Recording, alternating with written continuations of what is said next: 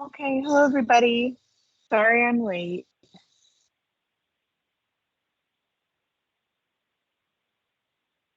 It's session. I know you are busy, Mercedes. Yes, unfortunately I did have to tell somebody I can't talk about this bill for any more minutes. I have to leave now. Okay, so agenda setting meeting. Yeah, here we go. Okay, so our February, we're opening up our meeting for agenda planning. Thank you everybody for being here. Looks like we've got just a small group with us today. Lisa, I see you. Ellen, hello.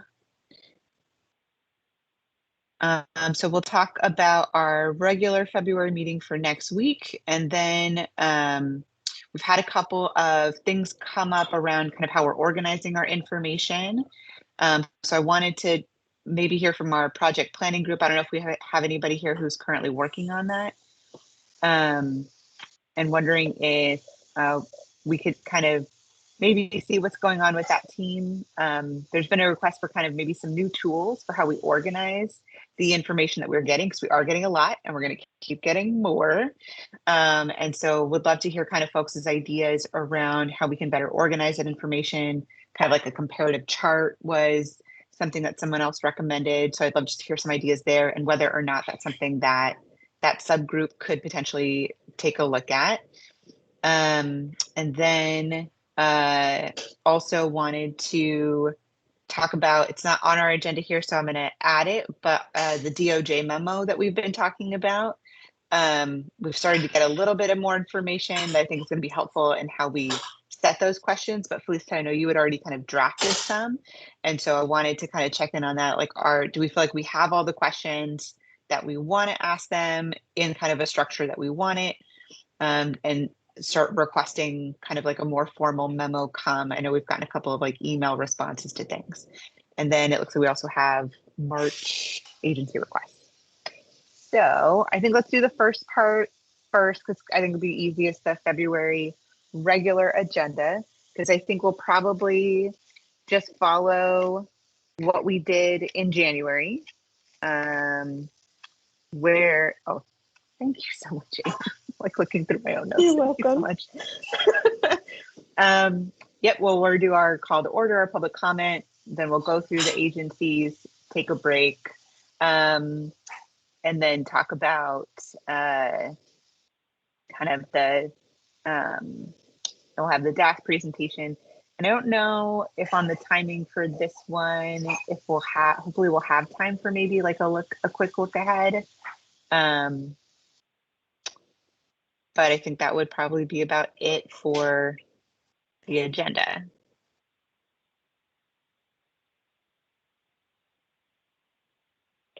Quick question for you, Mercedes. Does that timing look okay for the DASC risk management presentation? She asked for 40 minutes to allow questions.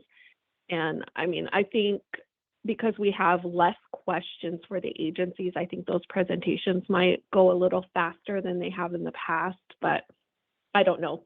She asked for 40 minutes, so I just wanted to check with you on that. Yeah.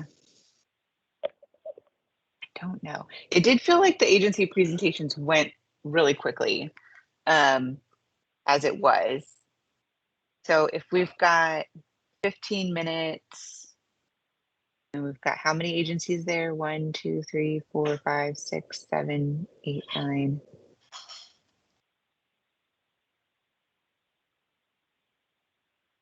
I don't know if there's 40 minutes there, because that's already almost an hour or 2.5 hours with the public comment.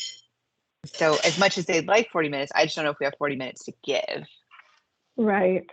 Well, and it seems like our public comments go quicker as well. We don't usually have 15 minutes of comments, but that could go either way too. So I just wanted to bring that to your attention. Yeah, I think we might need to ask them to try to keep it to 30. If we save some time in the agency presentations or in the public comment, we can definitely just give ourselves more time for discussion there. but I think they should try to plan for just a little bit less, and then we'll see how much we can fit in. Okay, that seems fair. And yeah, and for the look ahead, I mean, like maybe 5 minutes, right? We're just going to kind of talk about what we're discussing next. We'll try to, we'll try to take a look at the questions we have for March. So that way, same as we did for February, we're kind of going into that look ahead with it mostly kind of prepped and just taking kind of some last minute comments. So hopefully that won't be quick. Okay. And the March meeting is going to be the wages. It's going to be a big one. So I don't know if there's maybe even a different way to have that conversation than the way we have been having it, just because I think wages are a little bit more sticky, but we'll come to that one when we get to agency requests. But so far, how does this agenda look to folks? This looks good. Will there be memos from the departments as well, like there were for the last time? There will for the uniform application procedures. We did ask for memos as well. Great, thank you. They're due tomorrow. So as soon as I get them, I will post them on the website. Oh, but I awesome. don't have anything to post there yet. Yeah. And Thanks, Amy. I can share that, you bet. I can also share that the questions that came up in our last meeting that we had for follow-ups from the agencies, I posted those responses on the website as well in the January section, the meeting section. And I will, when I send this agenda out for this month, I'll remind folks that that is posted there as well. But if you're curious, if you had some questions personally, you can go out to the website and it's posted there now. And we also had one agency from January, Higher Education Coordinating Commission, who did not participate, and they have now sent in their memo and PowerPoint that is now posted in January as well. So we've had a few things come in late, but they're there now. Okay, that's great to know. I'm glad that those responses have also come in. Mm-hmm. I'll have to take a look at that myself. Okay, great. Any other comments on the February agenda? Does now make sense to just based on what Amy just said and about all these memos? I'm wondering if now's a good time to talk about the how we're tracking all these things that we're learning. But you sort of mentioned because we did talk about it in the project group. Yeah, so if we have no other edits or changes to make to this document, I think we can call the agenda good and get into project planning and March. One of the things that was shared, and Amy, please correct me if I'm wrong, it was a potential like Excel sheet where we would enter in information that we learned. So as a way to make a comparison across different agencies, I had mentioned that at least it was from what I understood, like different departments within agencies had different policies. So ideally, the Excel sheet would have that piece as well. Um, there was also some concern about capacity of who would do this. It was thrown around that maybe committee members. Um, if I remember correctly, Debbie said she might try. I don't want to put words in her mouth, but it's might be worth a discussion of how we're gonna do all this. Yes. On that same note, oh, sorry, Mercedes, I didn't mean to interrupt you. Yeah, please I was just going to say on that same note of capacity, Meyer did approve a grant to NAO to, of course, support their broader advocacy work in this stream. But part of that, I think, will be also to provide a little bit of support for the task force. And so, again, I don't want to speak for them yet. I'm actually just checking in with Jim and Philip right now on, you know, how he envisions us potentially working together. But that might be another resource for us to divide up what is going to be a lot of documents and work and synthesizing. So, thank you for that. That's appreciated, and good for them. So on the project plans, I think I want to kind of take one step back and kind of know where is the project plan subgroup kind of now. I know they were going over our some of the documents that DAS had developed for us. I want to make, because one of my ideas is wondering if the subgroup is a good place to try to do some like a click deeper dive and organize information. But if they're still working on some other documents, then that doesn't seem fair to ask the team to do that. So I'm wondering if that is a place where we might be able to find some capacity to do some of these things. Amy also mentioned that there were a little bit of funds for a facilitator. We're not really using that because I'm mostly facilitating at this point. We may want to bring on a facilitator towards the kind of latter end of this process to help us kind of land the plane. I wonder if there's capacity there, like when looking for that person, asking also for some of these things to help us reorganize information that we've already received. So I'm just trying to think of like a range of where that capacity could potentially come from. Sounds like maybe some staff energy from DAS is possible as well.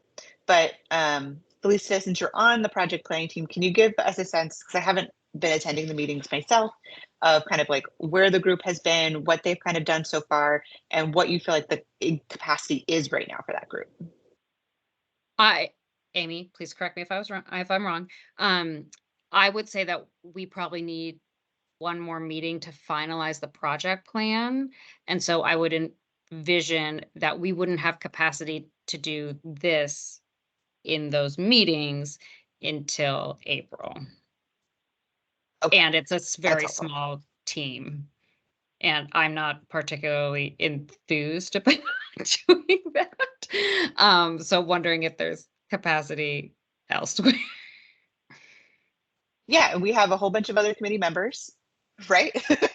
So we can also, and part of this I think is not necessarily like, I love that this template has been created as a tool we could potentially use, but I also want us to think about what is the function of this tool as it comes to the recommendations. Is it us just trying to have a map of where everybody is? Is this ultimately going to inform the recommendations, or is this going to inform essentially the complexity of the recommendations? Like, we want everybody to do a 15% de minimis rate and 60% of them aren't even doing 10. Like, is that why we need this? So I want to make sure I understand, for the folks who are seeing this tool as helpful, how is it helping us get to those recommendations or feel good about those recommendations? Because then that's something we can, in the full meeting, then I can kind of pitch to the larger group, this is what we're looking for, maybe add some people to the project planning subgroup, if that's a place where this could potentially live, who would be excited about doing this kind of like information deep dive and organizing. So let's go into that, like where kind of, what is this tool feeling like? What is the function feeling like? And let's start there. And Amy, feel free to share as well, because I know you've been having conversations with some folks about this as well. So Felicia, I don't want to put you all on the spot. I'll jump in. Felicia did a great job of explaining. I think she nailed it exactly where we're at. This tool was started by Marianne, and I just kind of helped build upon it. Uh-oh, can you still hear me? It looks like I'm having some trouble with my computer. Okay, very good. So I don't think that this start is complete. There are some things that are missing, and I think that would have to be agreed upon by the committee members or task force members on what we wanted to include here, because we asked other questions that just weren't captured, and it's not my decision to make that on what you guys want to see here.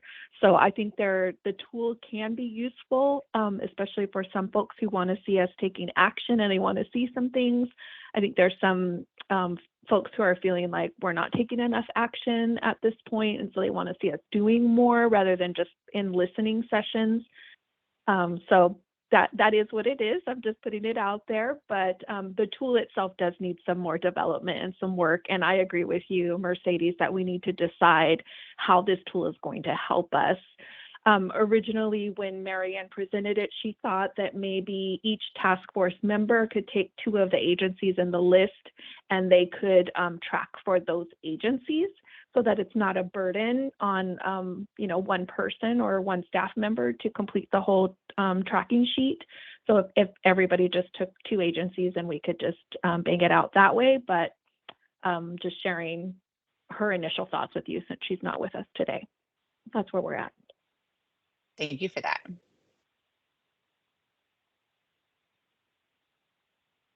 I don't know how to be helpful, and I really want to be helpful. um, I mean, part of me says this is a tool that tells a story, in that I don't think we're going to see a lot of uh, consistency, and that tells a story, right? Of like, imagine what it's like for the nonprofit to navigate the state of Oregon when there's not consistency. Um, so I think that it is somewhat helpful. I think we can look for trends. I think we can do averages when there's percentages and numbers. So in that way, it is a tool. I'm just mindful of the workload on people, and that, you know, this commitment isn't just a 3-hour meeting. It's also prep. It's also these additional meetings. I'm mindful of what we ask of folks. I feel like I don't know yet if this is going to be helpful for recommendations. But I'm not opposed to this. And if like everyone just needs to take 2 departments and do their best and help each other, then that's okay too. Mhm. Yeah, I definitely think it's going to be key for us to know how we're going to use this tool, because because part of this I think is both a reflection of how people learn, right? To Amy's point, like if we're just sitting and listening, and like just auditory engagement is not a good tool for you to feel engaged, then it feels like we're doing nothing. So I absolutely hear that. So part of this is just how do we organize the information in a way that is meeting our different learning styles, so that we all feel like we are learning and we are growing in this space. I feel just kind of being transparent. I am an auditory learner, so like I feel like that's how I'm gathering information. So for me, a tool like this doesn't have an obvious um, utilization, because I don't know if I need information organized this way. So that's why I'm kind of asking that question of like, how is this going to be operationalized? Because if we ask people like, go in, read, do your homework, fill in your tool, I want those folks to understand why it's important as well, especially if it's not a tool that immediately is helping them with their learning. So I hear it helps us look for trends. That's one I heard as far as like utilizing. Because trends will lead to recommendations, right? When we see something, I'm struggling to And find more though. I have a hard time asking committee members to do this. I mean, part of me wonders, since there might be funds, like, could we use, if this is a tool that the group wants? This is just a lot of admin, and I don't know if it would make sense for NAO if they even have capacity to do something like this. I mean, 'cause they might want this and have additional agencies, but I don't know that serves them. So I think it's worth asking. For me, mapping out the ecosystem is so helpful in a role as thinking about being a task force member and the recommendations, even being able to identify some exemplars, right? Like if there are agencies that are implementing these practices that we've heard positive feedback on, it's like, okay, at least other agencies can say like, okay, how did you work through this? Or like, what did DOJ say regarding that, right? So I think it's important in that aspect. I think if this becomes something that the public can see, it's also really useful just to kind of understand, again, the big picture landscape. And yeah, I think it's no promises, but I think we could definitely raise it with NAO and see if it would be a helpful, like, one, if they would have capacity to work on this, and two, if they think it would be helpful to the broader nonprofit landscape, because I could certainly see utility in it. Great. So the way this is currently structured, it looks like it's kind of like a yes, no sort of document. So we're looking for similarities. Is that right, Amy? Kind of the way this one's currently kind of set up? Currently, yes, you're correct. And so what we did was take each of the questions and separated them out, or I'm sorry, each of the month's topics and separated them out into the different worksheets here at the bottom. So as we move into this month, February, most of these are yes, no questions, except for this one is whether agencies have DOJ or DAS review or both of their grants. So that drop down is that. And the reason for the drop downs was really just for consistency, because we wouldn't want everybody just kind of willy-nilly putting in different answers. And I think if I could channel Marianne and think what she was, her vision for this was really just to have sort of a comprehensive view of all this research and data gathering and information that we're gathering, that we could see comprehensively what each agency is doing for each one of these questions that we've asked them. Okay. Well, and one thing I think we can think about is if we like this tool, this is also something we can ask the agencies to fill out, right? Because we've been asking them just for kind of like these memos and PowerPoints as a way for us to get as much information from them as possible, while also then giving them a format to make it super short because they only have a few minutes to do their presentation. But we could also, going forward, establish these yes and no questions and have them fill out this form and then submit, their presentation materials, maybe make the memo optional, like take something off the plate if we're asking them to fill this out instead. And then that would mean that we only really need to do then the first 2 tabs as a committee, because those are the ones that we didn't ask the departments to do, and we've already collected the information from them. So Amy, I'm assuming that's an option. Like if we were to just tell them, like, we want them to populate some information here. You bet. And we could also do that in a survey form. If they're yes or no questions, I could just send them the survey, and the survey could automatically populate this tool for us. So that's another option as well, to automate that a little bit. So what if we kind of practice a little bit? I'm going to pull up my Jamboard notes for March. So if we kind of practice this a little bit for what the March section would look like, what would it look like for us to send those questions to the department and ask for them to prepare the presentation, but also to prepare, respond to the kind of survey piece of it. Oh, how funny. I have too many tabs open. I'm like staring right at the tab. Where's my tab? Okay. It's only the first week of session, you guys. It's so relatable. Staring straight at the tab, being like, where's the tab? Okay. All right. So let me see. Let me pull this one up and see what our kind of yes, no questions potentially look like if we were to do that with this one. All right, can you all see that? Are you able to zoom a little bit? Yeah, please zoom. It looks huge because it's on my big screen, which is funny. Okay. So what we have so far for these questions, let's see. This is kind of an opinion question. Of the different forms of payment, do you have a better track record of achieving higher wages or employment sustainability with either of them? It's not really a yes, no question. I mean, we could turn it into one, I suppose. And then we have what happens in the black box DAS. So that's where I think hopefully we'll learn a little bit more in this February meeting. That was kind of my other question for us, is like, are we ready for the DOJ memo, or do we want to hear the presentations Tuesday about where they have to get reviewed? Because I will say, at least for kind of the initial email response that we got back on some of our initial questions to DOJ, I don't know, it kind of felt like they were saying, oh, we don't really do too much. But then I oftentimes hear from departments that they are really involved.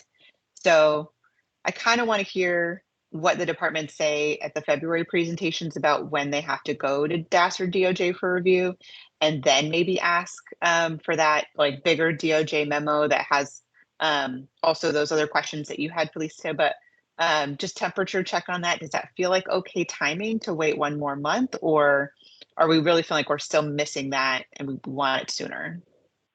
I mean, if it's a more comprehensive document, then I'm all for that.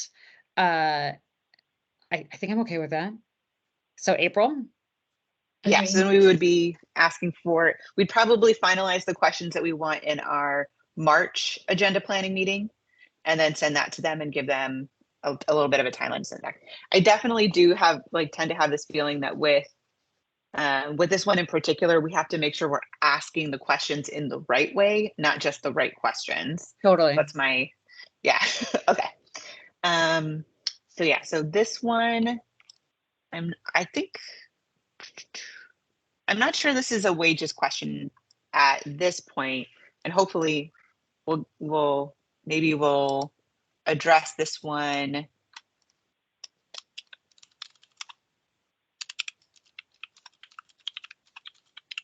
Try to address this one with more of a DOJ specific memo. Be helpful to have clear outlines for these two overlap, which I think is that question. How do state departments assess input and output ratio,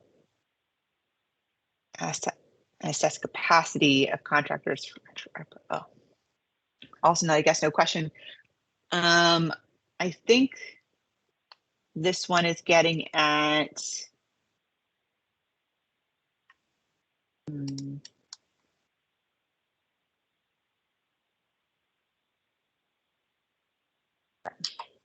I think for this first one, what we're asking is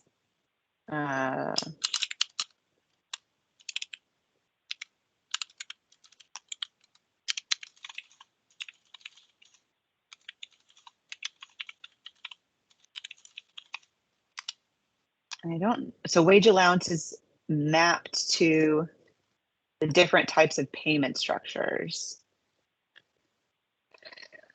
I wonder if that's hard to do, right? Because what that question is basically asking is, if you do a case rate, do people end up getting paid better than if you do a line item budget? Or do people get paid better when you do value-based payment? And I think what we know is that these are not even all of the different types of payment structures. Like that's what we kind of learned in the first set of presentations. There's lots of different ways. I don't feel like a state agency could answer that question since it's often multiple funds anyway. Right? Yeah, it's also the organization, I feel like, depending on how they've set up their structure. That's a hard one. It is. I don't see how like, even if they tried to do an analysis on it, like, I don't know how they could do that. Yeah, I agree. Okay, so maybe that's not a great question at this point. Maybe it's something that more comes out of like the NAO's research. Yeah, I think there is they did discuss an effort to do original data collection related precisely to this. Like, are there forms that for you as the nonprofit receiving funds helps you achieve full cost recovery or helps you pay a livable wage? So I think, I don't know if we want to asterisk or something, things that we make sure get into other research.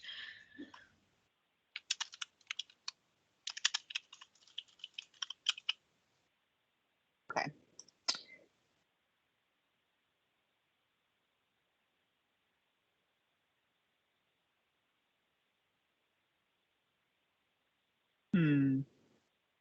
I'm sort of stuck on like how a state agency is responsible to assess capacity. But what I like about this question is like talking about outputs and outcomes, because when we think about what it's going to take to increase wages, changing things up a little bit, the state agencies understand what it actually costs to do the work. I don't know how to ask that question. It's definitely not yes or no.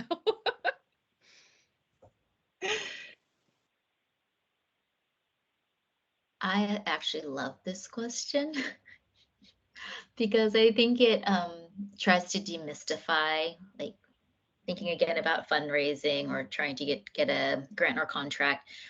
trying to guess what the state agency is looking for. Of course, we have the prospectus, right? But it does sometimes feel like, okay, how did they come to that target number, right? Like, I don't understand what that was informed by. So I like this question because I think it's an effort to put transparency around what is informing, and then maybe the follow-on question is, are those the right things to inform expectations of what an organization can do for a certain amount of money? Going back to the point you just raised. Mm-hmm. Because part of this is kind of, when do you set outputs and outcomes? Is that part of the negotiation with the CBO, or do you say we're looking for somebody who can serve 100 families? And if you say you can serve 100 families, then we talk about how much we're going to pay. Or sometimes it feels like it's kind of both, right? It's like you need to provide X type of services, and you can only ask for a max of $250,000. So like, how did they calculate those services for a max request of whatever? Yes. And this is, so the UK has something called value for money, which I apologize if you're all familiar with this. I've never seen it in any of the Oregon documents, but it's really just about like that valuation, right? So, getting to the cheapest amount per person served is not their goal. It's not their stated goal. It's like, what value are you getting for that? And then when they bring in like equity lenses and other things, then it might be like $15 to serve a person instead of $10. But what they're saying is, we're actually reaching the population we want to reach, right? Because of maybe different accessibility or different hiring practices, or going to more remote locations. So yeah, it would just be helpful to know, like, again, what's informing that valuation. And how often do they visit that? Is that a yearly thing? Yeah. And I'm trying to think through tying it to, like, I don't know if it makes sense in this row, but thinking about, like, how do you ask about, how is the state asking about wages from the nonprofit? I think that might be more of the DOJ memo. I'm just externally processing. I'm done. I'm trying to figure out like a short way, because I feel like we're starting to land on what this question is. Trying to figure out how to land on a more direct way to say it.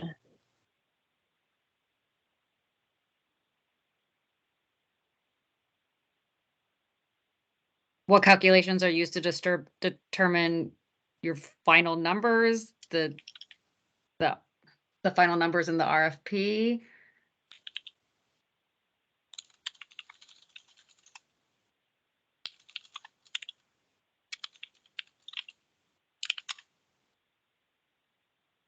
Yeah.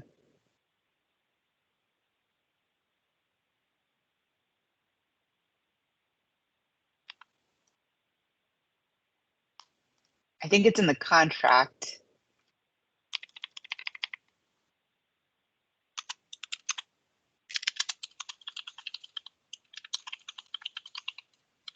Because I think we have an issue where we essentially have an RFP, RFI, RFQ, whichever it is, process. And then that somehow gets translated into what's actually going to happen. And sometimes it's obvious and clear, and other times it's not. Like, I literally just had an issue with a department where like their RFP required 2 community events. So we said we were going to do 2 community events, and then they were like, we would really like to see more community events. And I'm like, well, then why did you say 2?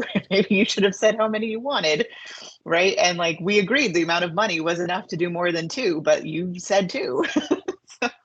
But like, that's a weird one, right? And it's one of those things like where it wasn't in the legislation, because sometimes that happens, right, where it'll explicitly say that we have to serve 50 people, households, whatever, and that we're trying to make the money stretch that far, and then other times we don't.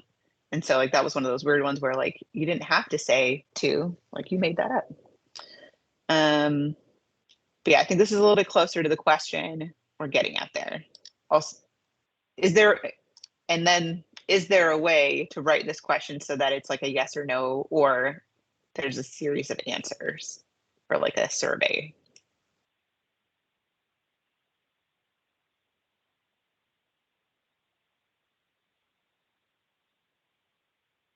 No. Maybe. There's Well, My yes or no question is really complicated. It's like, do you inform how you create this from, you know, community input and like current market rates? And I mean, it's just going to be a no, right? maybe it's, I like that though, multiple choice of like, what are you using to inform your contract rates? Is it market rate? Is it Feedback research? from Is it what data from last users? year? Oh, maybe there's Is an it we've option of, done this for 20 years this way? yeah. Mhm.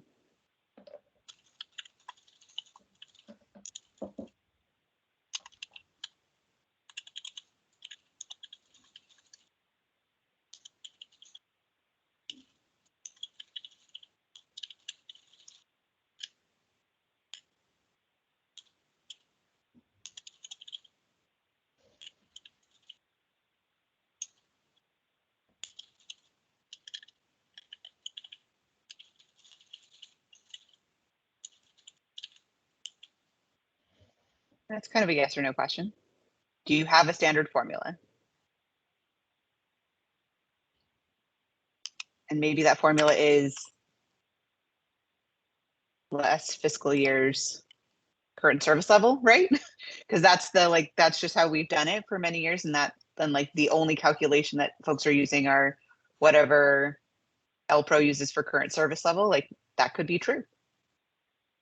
We were able to serve 100 households on this amount of money last year, so we should be able to do it again this year. And inflation is not included in our cost of service level or something. Like maybe that's a way of trying to get to those. Okay. Then we have how do the agencies determine admin rates to pull from legislative allocations when given by the legislature? What does the process look like?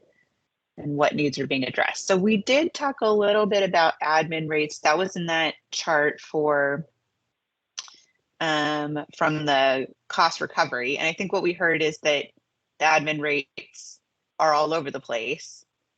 People can get 10%, less than 10%, more than 10%. They can have a NICRA. They may not necessarily have to have a NICRA. Like it was definitely just like we negotiate. So I wonder if this question is kind of answered now. I think so.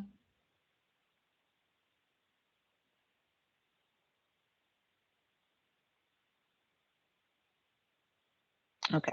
State of Oregon adopts federal laws, including the uniform guidance and Oregon grant making. That Is might this like end up a being would you question or can you?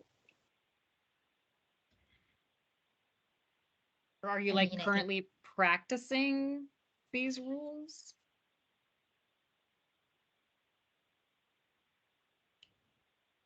there was an agency that does use the uniform guidance. So it's almost like, do you have the authority to use it? Or I don't know what the question exactly is.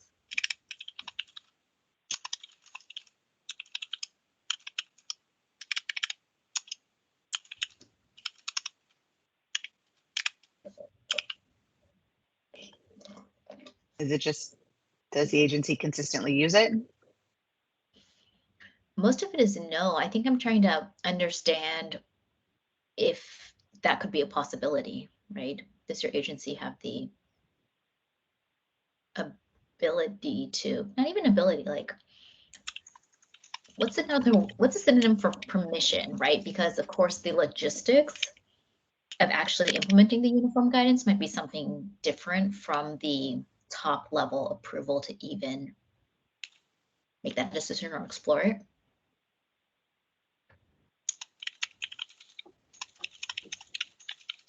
maybe is like, are there internal practices or rules that are in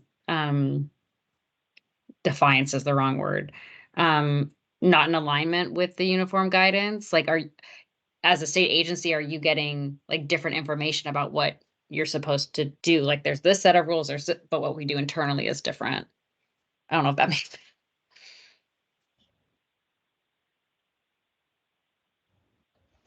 Well, I think maybe asking this is like, do you have the necessary authority to implement this if you wanted to, is a helpful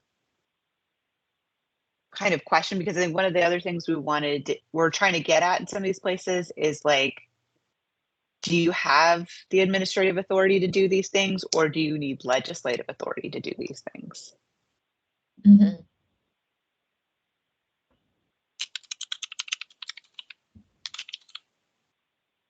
And if people are like, no, we don't have the authority to do that, then that becomes, okay, then is implementing this would have to essentially be a statute change that you have to use this. And then that would probably spur all the places in legislation where they don't match up, right? Right. Oh, Leta's here. Hey, I'm so sorry I jump had into to that. join late just because we all know session. So sorry about that.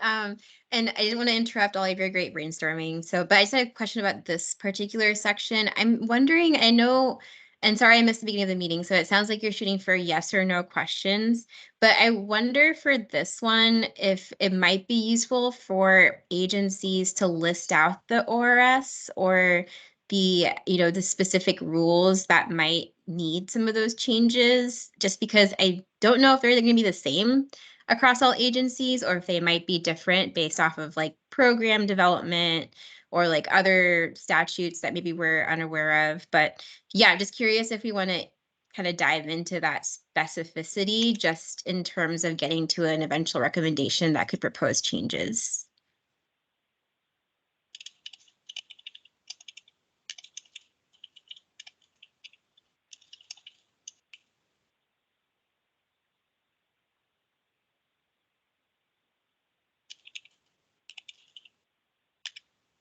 Thank you for that. So we're not fully looking for yes or no questions. What we're kind of playing around with is that there may be some yes or no questions that we can get that everybody answers to have like some uniform kind of response to something, so we can kind of see where our agencies like doing the same things versus doing some different things and kind of like a snapshot.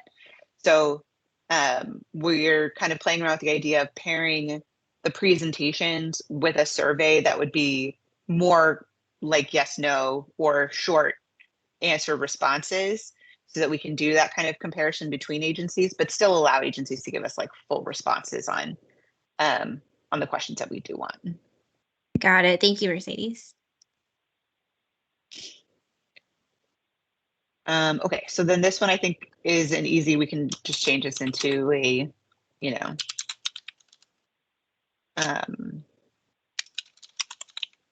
I guess it would be potential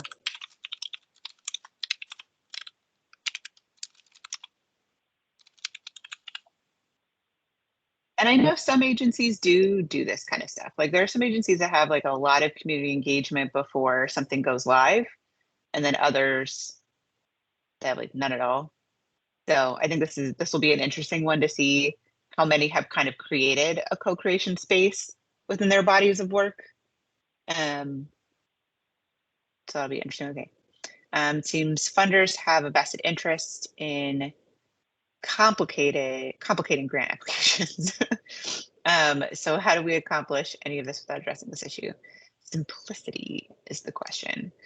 It's a little bit of a cheeky question. I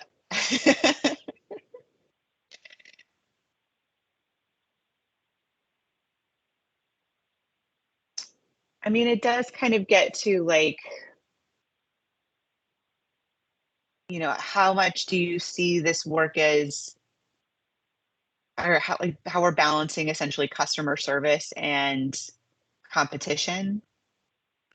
balancing oversight and competition. I think that's where the complications tend to come in, is like, we want to make sure that whoever wins this has a really strong, equity lens. So we're going to ask like 6 different questions about equity, because we want to make sure we get the right responses. And so we have to ask the question more than once. And like, I think that's something that kind of happens. And I don't know if it's necessarily nefarious, but I think it is kind of a good, like, what is the base? Oh, maybe like,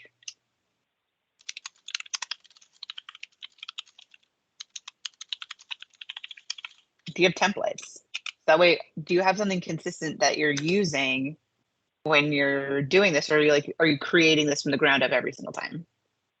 Because I think if you create it from the ground up every single time, or if you have templates, like, that kind of tells us where the complication starts to come from. It doesn't necessarily tell us if it's too complicated or not, or if it's verifiable or not, but can at least tell us what that is coming from. I don't know if this is a wages question though. Like, I don't know if this helps answer the question of wages. Yeah, this seems more for next week's thing. And I'm getting a little stuck on, I love me some nuance. And so I imagine we'll see that in the presentations. Some of these agencies are so big with different programs, divisions. I'm just mindful, like, I genuinely don't want to make this more complicated. And if someone says no or yes, like, is it representative of what's actually happening across the entire agency? I mean, some of these agencies are just so massive. I have a similar question, slightly different, which is what this question actually brought up for me was whether or not agencies are using all the information they're requesting. Like, so, and if not, like, then why are they requesting it, right? Or, how much of that is actually required for them to feel like they can have the right amount of due diligence versus like whatever else, right? So I guess my question might be more around like, does your agency have a regular and timely process for reviewing the information request and application? Because if they truly need like all 108 questions, like, fine, but I would love to know that they're actually saying, well, actually, we can go down to 100 this year. Like we actually, those 8 questions didn't really inform or change much about what we were learning about the organization's ability to do the work. So I wonder if there's almost like a question about regular review processes on the application and the applicability of the information they're collecting. I like that question. I think especially about the reviewing, like, is this a practice of like reviewing the questions and reflecting on whether they actually need the answer to this? So thanks, Helen. So I think that, because I am feeling not a wages question, but I think maybe it belongs here. That's probably fair. Yes. I keep forgetting we're only trying to focus on wages.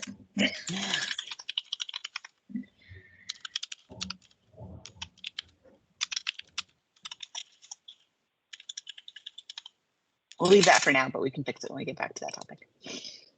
Okay. Focus on what they want to buy, not how. Flexibility, implementing costs. Yeah. Why does the state not allow nonprofit employees into OHA for health insurance? Oh my gosh. Oh, benefits would be great.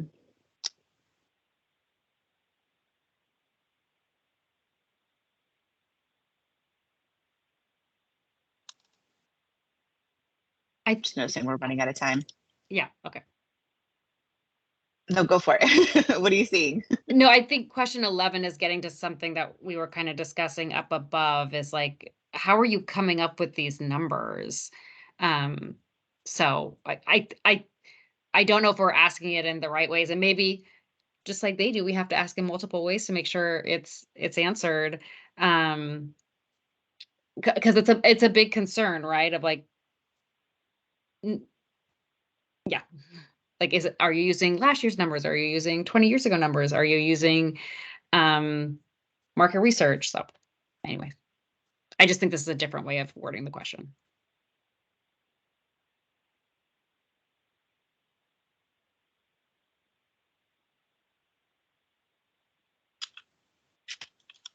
Yeah.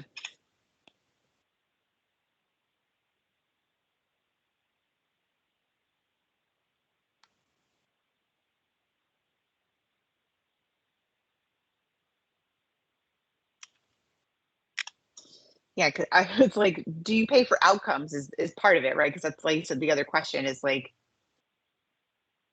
do you think you're paying for outcomes or do you think you're paying for compliance?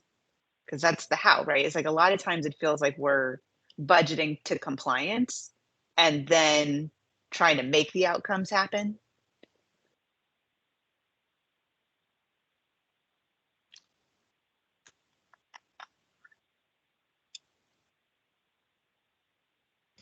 Maybe the way to make this a yes or no question is, have you considered or implemented payment per outcome for outcomes instead of, because I think in the donor seed, it's probably more about like the strategies, which is kind of fair, right? Like, okay, you say you can get to these outcomes. I want to I want to understand how you're going to do that. So there's a piece that I want to be like a little bit careful about. But if they're looking for like an enforceable piece, you know, a lot of donors have shifted to payment for outcome now. So yeah.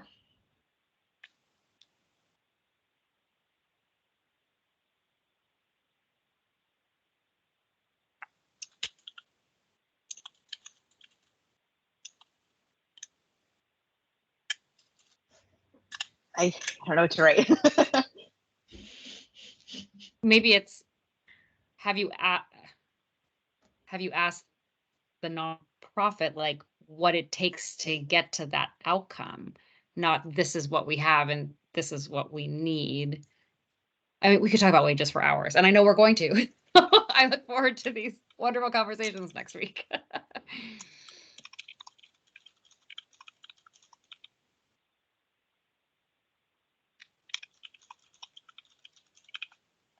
So when they're requesting funding, are you requesting it based on outcomes to achieve, or are you basing it?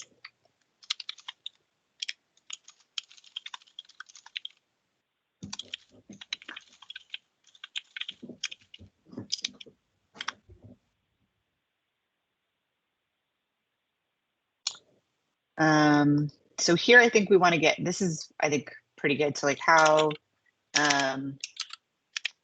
I want to ask how often, but I don't think anyone's Tracking that. going to be able to answer. Yeah, but it's like, I want to know how often when somebody submits a budget, is it changed and sent back, right? So like we just did that with another state agency. Don't get me started on why we're doing it in February. But you know, they told us how much they had to spend. They asked us to submit a budget, and then they were like, no, not like that. Submit a budget slightly different. Oh, you can't spend the money on that thing. Like submit a budget without that thing in it. You know, and there's a lot of that back and forth.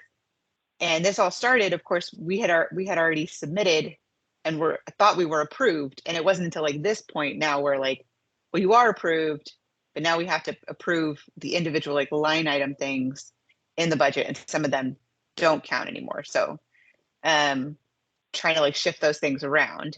And that's kind of what I want to understand is like why, like if nothing is changing about the expectations of the work you want us to do, so why are we doing all of this work if none of that is changing? Yeah, that's a great question.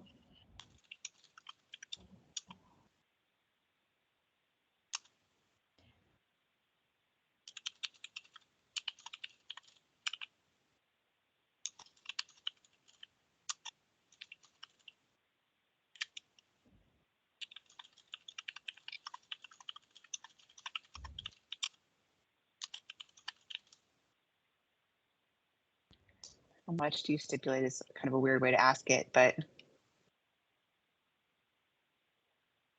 I mean, yes or no, do you stipulate how much can be spent on wages? there we go.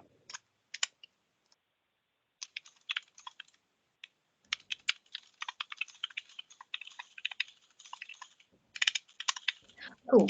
I have to jump off, but I'll see you all next week. Indeed. Yes, it is 3 o'clock, so we're gonna have to call it. But I think this was a good run through. Oh no, there's so many questions on this list. I think a lot of those questions would be part of the memo that we talked about, the legal memo. Okay.